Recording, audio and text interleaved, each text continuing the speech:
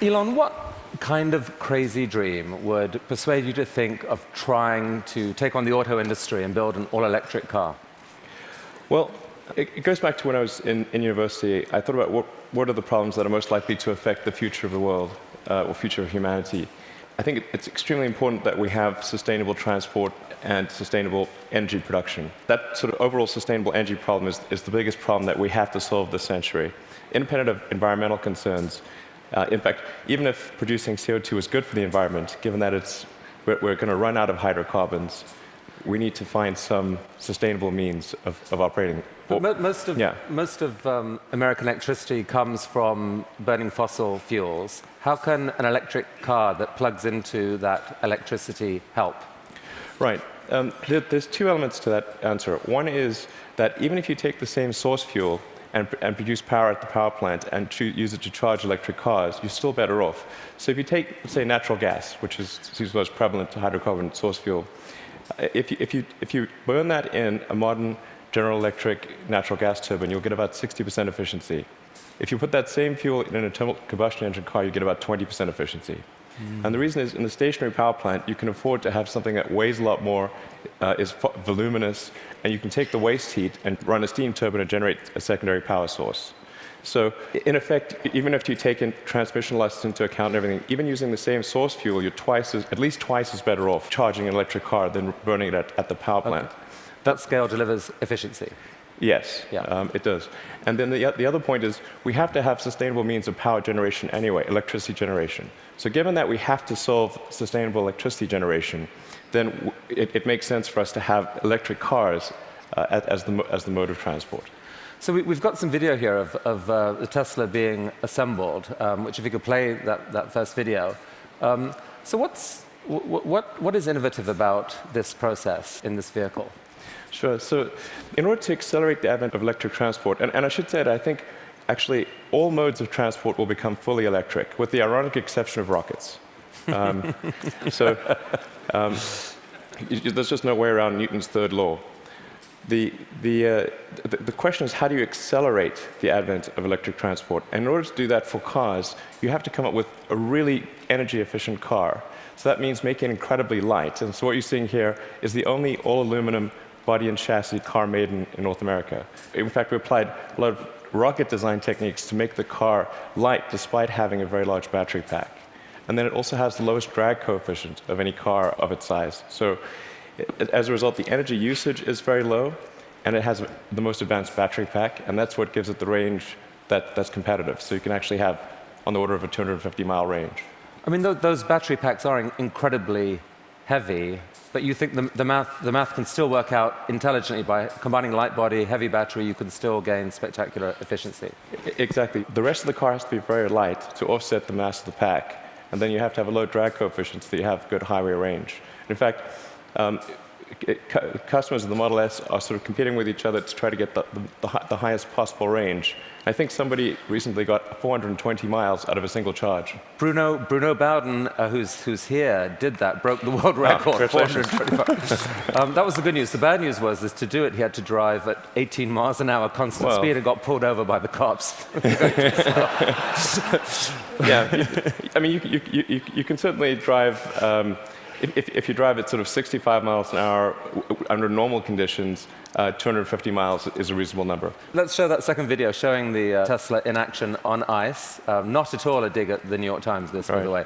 What is the most surprising thing about the experience of driving the car? In creating an electric car, the responsiveness of the car is really incredible. So we want to really have people feel as though they've almost got a mind meld with the car. So you just feel like you and the car are kind of one. And as you corner and accelerate, it just happens, like the car has ESP. You can do that with an electric car because of its responsiveness. You can't do that with a gasoline car. I think that's really a profound difference, and people only experience that when they have a test drive. I mean, this is a beautiful but expensive car. Is there a roadmap where this becomes a mass market vehicle?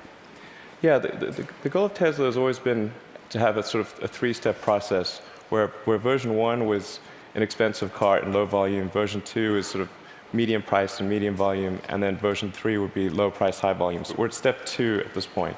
So we had a $100,000 sports car, which was the Roadster. Then we've got the Model S, which starts at around $50,000. And our third generation car, which will hopefully be out in about 3 or 4 years, will be a $30,000 car. But whenever you've got really new technology, it generally takes about 3 major versions in order to make it a compelling mass market product. And so I think we're making progress in that direction, and I feel confident that we'll get there. I mean, right now, if you've got a short commute, you drive, you can get back, you can charge at home. There isn't a huge nationwide network of charging stations now that are fast. Do you see that coming, really, truly, or just on a few key routes? There actually are far more charging stations than people realize. And at Tesla, we developed something called the supercharging technology. So, and we're offering that if you buy a Model S for free, forever. And so this is something that maybe a lot of people don't realize. We actually have California and Nevada covered. We've got the eastern seaboard from Boston to DC covered. By the end of this year, you'll be able to drive from LA to New York. You're just using the supercharger network, which charges at 5 times the rate of anything else. And the key thing is to have a ratio of drive to stop, to stop time of about 6 or 7. So if you drive for 3 hours, you want to stop for 20 or 30 minutes, because that's normally what people will stop for. So if you start a trip at 9 a.m., by noon, you want to stop to have a bite to eat, hit the restroom, coffee, and keep going. So your proposition to consumers is, for the full charge, it can take an hour. So it's common. Don't expect to be out of here in 10 minutes. Wait for an hour, but the good news is you're helping save the planet, and by the way, the electricity is free. No, you don't pay anything. Actually, what we're expecting is for people to stop for about 20 to 30 minutes, not for an hour. It's actually better to drive for about maybe 160, 170 miles, and then stop for half an hour, and then keep going. That's the natural cadence of a trip. All right. So this is only one string to your energy bow. You've been working on this solar company, SolarCity. What's unusual about that? Well, as I mentioned earlier, we have to have sustainable electricity production as well as consumption. So I'm quite confident that the primary means of power generation will be solar. I mean, it's really indirect fusion is what it is. We've got this giant fusion generator in the sky called the sun. And we just need to tap a little bit of that energy for purposes of human civilization. Most people know but don't realize they know is that the world is almost entirely solar-powered already. If the sun wasn't there, we'd be a frozen ice ball at 3 degrees Kelvin. And the sun powers the entire system of precipitation. The whole ecosystem is solar-powered. But in a gallon of gasoline, you have effectively thousands of years of sun power compressed into a small space. So it's hard to make the numbers work right now on solar and to remotely compete with, for example, natural gas, fracked natural gas. How are you going to build a business here? Well, I'm confident that solar will beat everything, hands down, including natural gas. How? It must, actually. If it doesn't, we're in deep trouble. But you're not selling solar panels to consumers. What are you doing? No, we actually are. You can buy a solar system, or you can lease a solar system. Most people choose to lease. And the thing about solar power is that it doesn't have any feedstock or operational costs. So once it's installed, it's just there. It works for decades. It'll work for probably a century. And this is so therefore the key thing to do is to get the cost of that initial installation low, and then get the cost of the financing low. So because that interest, those are the 2 factors that drive the cost of solar, and we've made huge progress in that direction. And that's why I'm confident we'll actually beat natural gas. So your current proposition to consumers is, don't pay so much up front. Let us pay zero up front. We will install panels on your roof. Yes. You will then pay. How long is a typical lease? Typical leases are 20 years. But the value proposition is, as you're sort of alluding to, quite straightforward. It's no money down, and your utility bill decreases. So Right. It's a pretty good deal. So that seems like a win for the consumer. No risk. You will pay less than you're paying now. And for you, the dream here then is that, I mean, who owns the electricity from those panels for the longer term? I mean, how do you, the company, benefit? Well, essentially, SolarCity raises a chunk of capital, and from say a company or a bank. Google's one of our big partners here, and they have an expected return on that capital. With that capital, SolarCity purchases and installs the panel on the roof, and then charges the homeowner or business owner a monthly lease payment, which is less than the utility bill. But you yourself get a sort of long-term commercial benefit from that power. You're kind of building a new type of distributed utility. Exactly. What it amounts to is a giant distributed utility. And I think it's a good thing, because utilities have been this monopoly, and people haven't had any choice. So effectively, it's the first time there's been competition for this monopoly, because the utilities have been the only ones that own those power distribution lines, but now it's on your roof. So I think it's actually very empowering for homeowners and businesses. And you really picture a future where a majority of power in America, like within a decade or two, or within your lifetime, is solar? I'm extremely confident that solar will be at least a plurality of power, and most likely a majority. And I predict it will be a plurality in less than 20 years. I'd say I made that bet with someone. The definition of plurality is? More from solar than any other source. Who did you make the bet with? With a friend who will remain nameless, but just between us. I made that bet, I think, 2 or 3 years ago. So in roughly 18 years, I think we'll see more power from solar than any other source. All right. So let's go back to another bet that you made with yourself, I guess. I mean, a kind of crazy bet. You'd made some money from the sale of PayPal. You decided to build a space company. Why on earth would someone do that? Got that question a lot. That's true. People would say, "Did you hear the joke about the guy who made a small fortune in the space industry?" And he, obviously started with a large one as the punchline. And so I tell people, well, I was trying to figure out the fastest way to turn a large fortune into a small one. And they'd look at me like, oh, is he serious? And strangely, you were. What happened? It was a close call. I mean, things almost didn't work out. We came very close to failure, but we managed to get through that point in 2008.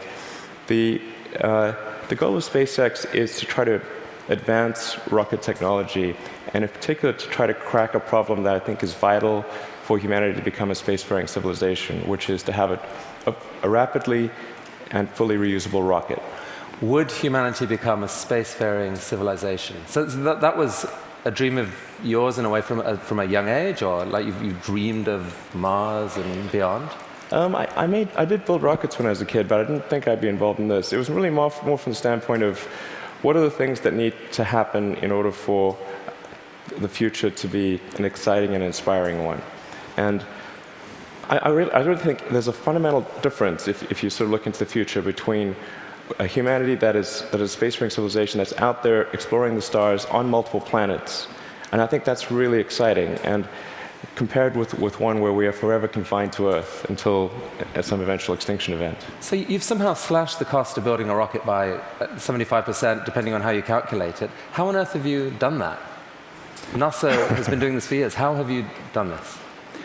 Well, we've made significant advances in the technology of the airframe, the engines, the electronics, and the launch operation. I mean, there's a long list of innovations that we've come up with there. That they're a little difficult to communicate in this talk, but not least because you could still get copied, right? I mean, you haven't patented this stuff. It's really interesting to me. You didn't patent because you think it's more dangerous to patent than not to patent. Since our primary competitors are national governments, the enforceability of patents is questionable. It's really interesting. But the big innovation is still ahead, and you're working on it now. Tell us about this. Right. So the big innovation. In fact, let's roll that video, and you can talk us through it. What's happening here? Absolutely. So the thing about rockets is that they're all expendable. All rockets that fly today are fully expendable. The space shuttle was an attempt at a reusable rocket, but even the main tank of the space shuttle was thrown away every time.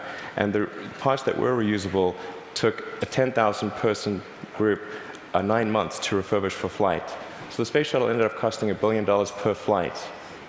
Obviously, that doesn't work very well for... So what just happened there? We just saw something land? That's right. So it's important that the rocket stages be able to come back, to be able to return to the launch site and be ready to launch again within a matter of hours. Wow. Yeah. Reusable rocket. Yes. And so what a lot of people don't realize is the cost of the fuel, of the propellant, is very small. It's much like on a jet. So the cost of the propellant is about 0.3% of the cost of the rocket. So it's possible to achieve, let's say, roughly 100-fold improvement in the cost of spaceflight if you can effectively reuse the rocket. Wow. That's why it's so important. Every mode of transport that we use, whether it's planes, trains, automobiles, bikes, horses, is reusable, but not rockets. So we must solve this problem in order to become a spacefaring civilization. You asked me the question earlier of how popular traveling on cruises would be if you had to burn your ship. Certain cruises apparently are highly problematic. Definitely more expensive. So that's potentially absolutely disruptive right. technology, and I guess paves the way for your dream to actually take, at some point, to take humanity to Mars at scale. Yeah, like exactly. To see a colony on Mars. Yeah, exactly. SpaceX or some combination of companies and governments need to make progress in the direction of making life multiplanetary, of establishing a base on another planet, on Mars being the only realistic option, and then building that base up until we're a true multi-planet species. So progress on this, let's make it reusable. How is that going? That was just a simulation video we right. saw. How's it going? We've been making some good progress recently with something we call the Grasshopper test project, where we're testing the vertical landing portion of the flight, the sort of terminal portion, which is quite tricky. We've had some good tests. Can we see that? Yeah. So that's just to give a sense of scale. We dressed the cowboy as Johnny Cash and bolted the mannequin to the rocket. All right, let's see that video then, because this is actually amazing when you think about it. You've never seen this before: a rocket blasting off, and then. Yeah, so that rocket is about the size of a 12-story building.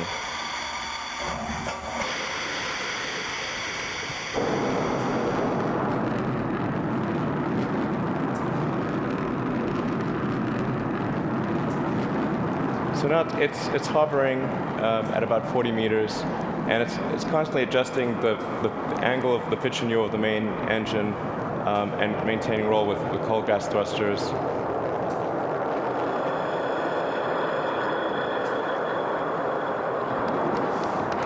How cool is that?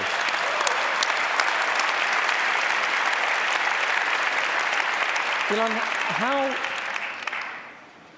how have you done this? These projects are so, PayPal, SolarCity, Tesla, SpaceX, they're so spectacularly different. They're such ambitious projects at scale. How on earth has one person been able to innovate in this way? What is it about you? I don't know, actually. I don't have a good answer for you. I work a lot. I mean, and a lot. Well, I have a theory. A theory. All right. My theory is that you have an ability to think at a system level of design that pull together design, technology, and business. So if TED was TBD, design, technology, business, into one package, synthesize it in a way that very few people can, and this is the critical thing, feel so damn confident in that click-together package that you take crazy risks. You bet your fortune on it, and you seem to have done that multiple times. I mean, almost no one can do that. Can we have some of that secret sauce? Can we put it into our education system? Can someone learn from you? It is truly amazing what you've done. Oh, thanks. Thank you. Well, I do think there's a good framework for thinking is physics. You know, the sort of first principles reasoning. I mean, generally, I think there are. What I mean by that is, boil things down to their fundamental truths and reason up from there, as opposed to reasoning by analogy. Through most of our life, we get through life by reasoning by analogy, which essentially means kind of copying what other people do with slight variations. And you have to do that, otherwise it's mentally, you wouldn't be able to get through the day. But when you want to do something new, you have to apply the physics approach. Physics has really sort of figured out how to discover new things that are counterintuitive, like quantum mechanics. It's really counterintuitive. So I think that's an important thing to do. And then also to really pay attention to negative feedback and solicit it, particularly from friends. This may sound like sort of simple advice, but it's hardly anyone does that, and it's incredibly helpful. Boys and girls watching, study physics. Learn from this man. Elon Musk, I wish we had all day, but thank you so much for coming to TED. Thank you. That was awesome. It was really, really cool. Look at that. Just think about it. That was fantastic. Thank you so much.